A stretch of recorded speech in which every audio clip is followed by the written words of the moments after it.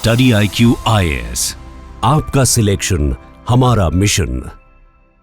नमस्कार दोस्तों अप्रैल 2026 इतिहास की किताबों में एक ऐसा महीना जिसे ग्लोबल एनर्जी पाइवट के तौर पर दर्ज किया जाएगा। दुनिया एक साथ 3 सिस्टमेटिक शॉक से गुजर रही है। पहला है the choke point crisis. Choke point crisis में आप देख रहे हैं हरमुज जलडमरू मध्य बंद हो गया है, जिससे वैश्विक ऊर्जा सुरक्षा की रीढ़ टूट चुकी है। दूसरा है इंफ्रास्ट्रक्चर वॉर, जहां पर रूस के बाल्टिक बंदरगाहों पर यूक्रेन ने प्रिसीजन स्ट्राइक किए हैं, ड्रोन हमले किए हैं, जिससे रूस की सप्लाई चेन को अनिश्चित बना दिया गया है पूरी दुनिया के लिए।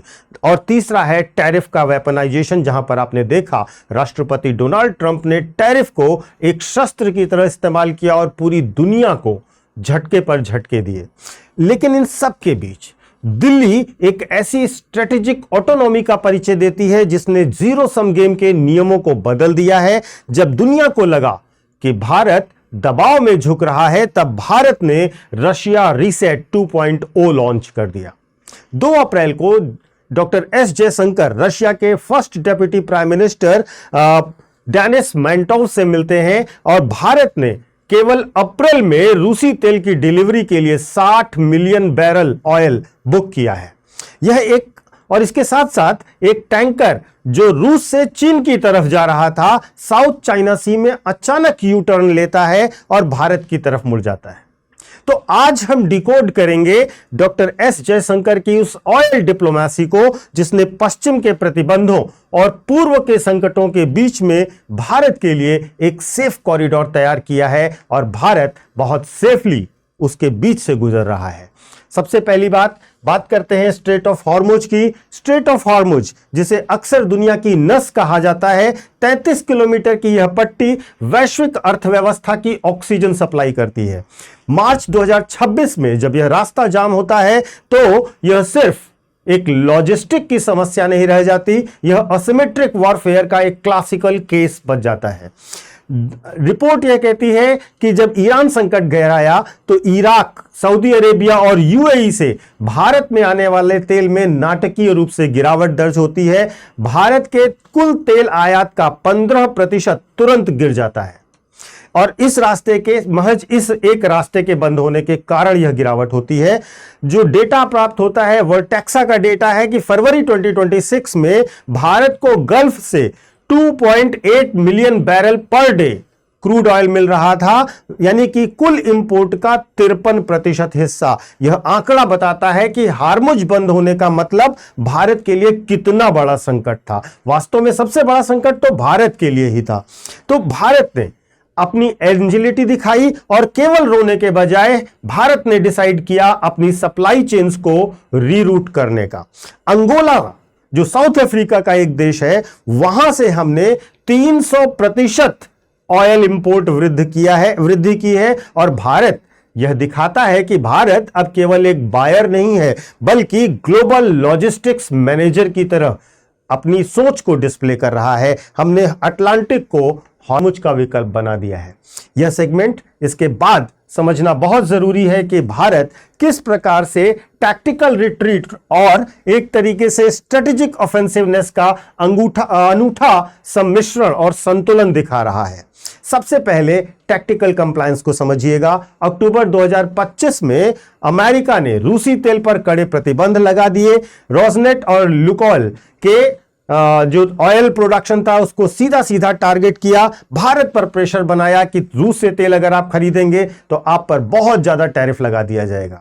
भारत ने रूसी तेल का जो आयात है वो जो नवंबर 2025 में 1.8 मिलियन बैरल पर डे था, उससे गिरकर फरवरी में केवल 1.06 मिलियन बैरल पर डे रह गया। रिलायंस, जो भारत की सबसे बड़ी प्राइवेट रिफाइनरी है, उसने जनवरी में रूसी तेल खरीदना पूरी तरह से बंद कर दिया। एचपीसीएल ने भी दिसंबर में ही रोक लगा दी थी। यानी भारत ने अमेरिका की बात कुछ हद तक मानी और थोड़े समय के लिए तेल पर जरूर रोक लगाई। लेकिन जैसे ही हॉर्मुज संकट शुरू होता है, वैश्विक तेल की कीमतों को $100 प्रति बैरल के पार पहुंचने की रणनीति दिखाई देती है, स्थिति दिखाई देती है। तो भारत ने अपनी रणनीति तुरंत बदल ली। अमेरिका की दुविधा यह थी कि यदि वह भारत को रूसी तेल से रोकता है तो वैश्विक मंदी 100% आनी थी। क्यों? क्योंकि भारत ही वह देश है जो सबसे बेहतर और सबसे ज्यादा ऑयल रिफाइन करता है। रिफाइनरी हमारे यहां ही होती है और यहीं से यूरोप को तेल जा रहा है और यहीं से अमेरिका को भी तेल जाता है। तो 5-6 मार्च 2026 को यूएस ट्रेजरी ने क्या किया, 30 दिन का लाइसेंस जारी किया, जिसके तहत भारत के वो रिफाइनर्स जो रशियन टैंकर से तेल खरीदना चाहें 1 महीने में खरीद सकते थे। ऐसा तेल जो 5 मार्च तक लोड हो चुका हो और 4 अप्रैल के पहले पहले डिलीवर हो जाए। यूएस के जो ट्रेजरी सेक्रेटरी हैं स्कॉट बेसेंट, उन्होंने कहा कि यह टेम्परेरी एग्जम्पशन है ताकि ग्लोबल सप्लाई शॉक न लगे। लेकिन भारत सरकार का दमदार जवाब देखिए। प्रेस इंफॉर्मेशन ब्यूरो पीआईबी कहता है कि India has never dependent on the permission from any country to buy Russian oil. India is still importing Russian oil even in February 2026। तो भारत सरकार ने पीआईबी के माध्यम से बिल्कुल स्पष्ट किया कि हम तो फरवरी 2026 में भी तेल खरीद रहे हैं, आपके केवल परमिशन के लिए हम नहीं रुके हुए हैं।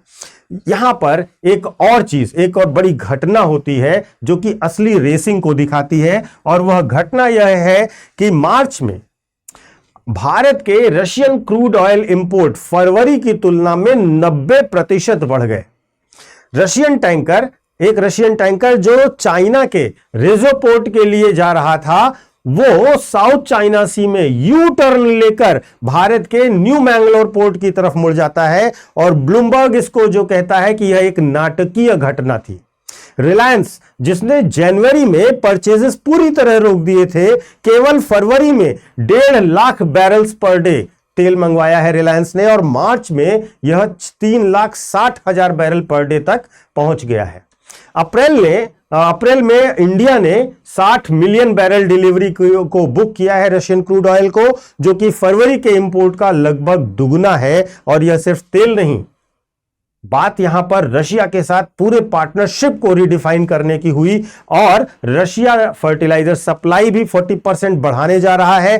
टेक्नोलॉजी, इनोवेशन और क्रिटिकल मिनरल्स में भी नए अवसरों पर बातचीत शुरू हो चुकी है। तो यह सिर्फ तेल का सौदा नहीं था, वास्तव में यह एक प्रकार से यह कंप्लीट स्ट्रेटेजिक पार्टनरशिप का एक प्रकार से रिबूट हो रहा था।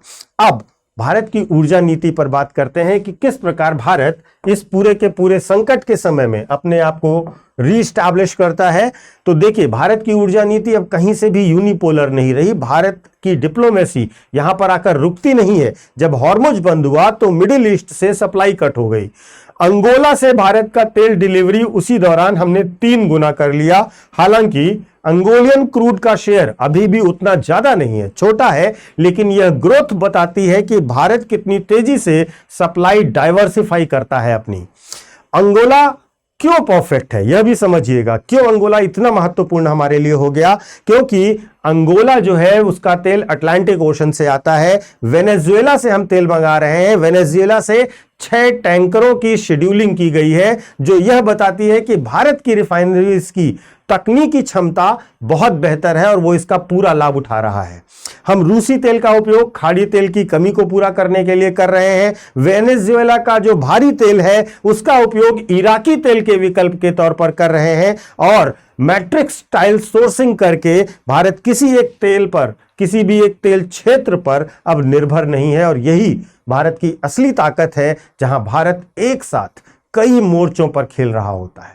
अब हमें यह समझना चाहिए कि जयशंकर साहब की जो रणनीति है वह क्या है। तो जयशंकर साहब की रणनीति के 5 बड़े कदमों पर हम पहले बात करते हैं, 5 रणनीतिक कदमों पर बात करते हैं। सबसे पहली चीज, कंट्रोल्ड एम्बिग्युइटी। अमेरिका को यह एहसास दिलाया गया कि हम उनके साझेदार हैं, और उसके बावजूद भी हमने यह ध्यान रखा कि हमारे राष्ट्रीय हित नॉन नेगोशिएबल रहें।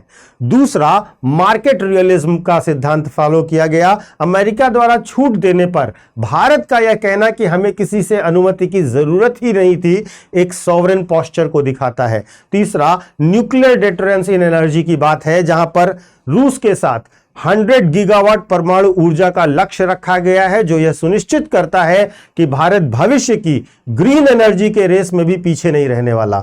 और चौथा है इंटीग्रेटेड कनेक्टिविटी, जहां पर फर्टिलाइजर और क्रिटिकल मिनरल्स के साथ तेल के सौदे को जोड़ा गया है, और यह एक बहुत बड़ी और सोची समझी रणनीति है। और पांचवा है लिवरेजिंग ग्लोबल क्योर्स, जहां पर जब दुनिया डरी हुई थी तब भारत ने उसे एक बाइंग अपॉर्चुनिटी में बदल दिया और बहुत बेहतरीन ट्रेड डील की, जो कि रूस के साथ आगे बढ़ रही है। एक गंभीर विश्लेषक के तौर पर हम लोगों को इसकी चुनौतियों को भी समझना चाहिए, क्योंकि रियल पॉलिटिक्स में चुनौतियां भी उतनी भी महत्वपूर्ण होती हैं।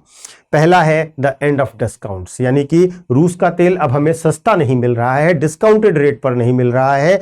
यूराल का प्रीमियम पर ट्रेड होना भारत के राजकोषीय घाटे के लिए एक चिंता का विषय हो सकता है हमारे लिए। दूसरा ड्रोन फैक्टर, जहां पर यूक्रेन द्वारा रूसी इंफ्रास्ट्रक्चर पर हमले किए जा रहे हैं, बार बार सप्लाई में अनिश्चितता अवश्य पैदा करते हैं। और तीसरा है पेमेंट एंड इंश्योरेंस, जहां पर शैडो फ्लीट्स के माध्यम से व्यापार करना जो भारत कर रहा है और करने की कोशिश करता रहा है, वह एक लीगल ग्रे एरिया है, जो भविष्य में बैंकिंग सिस्टम के लिए चुनौती बन सकता है। इन चीजों को ध्यान रखिएगा। तो इन सब पूरे डिस्कशन के बाद निष्कर्ष क्या है? निष्कर्ष यह है कि 2026 का यह संकट भारत के लिए एक लिटमस टेस्ट था। भारत ने साबित किया कि अब वह ऑर्डर टेकर नहीं बल्कि ऑर्डर मेकर है। हमने अपनी पूरी ऊर्जा सुरक्षा के लिए रूस के साथ संबंधों को रीसेट किया, अमेरिका के साथ नेविगेट किया, और लैटिन अमेरिका, अफ्रीका, लैटिन देशों के साथ हमने अपने सप्लाई चेन को डाइवर्सिफाई किया। यह सिर्फ एक तेल की कहानी नहीं है, वास्तव में यह कहानी है एक उभरती हुई महाशक्ति की, जो अपनी शर्तों के साथ पूरी दुनिया से जुड़ रही है। अगर आप इस रणनीतिक बदलाव को महत्वपूर्ण पाते हैं तो इस वीडियो को शेयर अवश्य कीजिएगा, जिससे दुनिया यह देख सके कि भारत का नेशनल इंटरेस्ट जो है अब उसकी सर्वोच्च प्राथमिकता है, और भारत अब नहीं झुकता, अब अपने शर्तों पर व्यापार भी करता है और बातचीत भी करता है। आप भी अपने विचार कमेंट करके अवश्य बताइएगा कि किस प्रकार से आप इस पूरे के पूरे घटनाक्रम को देखते हैं। क्या आप इस पूरे घटनाक्रम पर भारत सरकार की रणनीति से सहमत हैं, अथवा आपको ऑब्जेक्शन है? जिन भी बिंदुओं पर डिटेल में चर्चा कीजिएगा, कमेंट बॉक्स में चर्चा को शुरू कीजिए। आपकी चर्चा का इंतजार रहेगा। अब मैं आपको अपने सोशल मीडिया हैंडल्स बता देता हूं। यूपीएससी मेंटर पंकज सर के नाम से आप मुझे कनेक्ट कर सकते हो इंस्टा और टेलीग्राम पर, जहां पर आपको मेरे सारे वीडियोस के लिंक मिल जाएंगे। इसके साथ साथ जो बच्चे यूपीएससी की तैयारी कर रहे हैं 2027 या 2028, जिनका लक्ष्य है, वे हमारे प्रतिज्ञा P2I बैच में जुड़ सकते हैं। यह बैच हिंदी माध्यम, इंग्लिश माध्यम और बाइलिंगुअल बैच भी अवेलेबल है, जो कि 7 अप्रैल से शुरू हो रहा है। तो देर मत कीजिए, जल्द से जल्द हमारे बैचेस से जुड़िए। बैच की डिटेल्स आप डिस्क्रिप्शन बॉक्स में दिए गए लिंक या फिर हमारे ऐप और वेबसाइट पर जाकर भी देख सकते हैं। वहां पर आपको डेमो क्लासेस भी मिल जाएंगे। कोर्सेज को ज्वाइन करने से पहले आप PK लाइव कोड का इस्तेमाल कीजिएगा, जिसकी वजह से आपको हमारे हर कोर्स पर आकर्षक डिस्काउंट भी ऑफर होगा। Thank you so much. Study IQ IAS, आपका सिलेक्शन हमारा मिशन।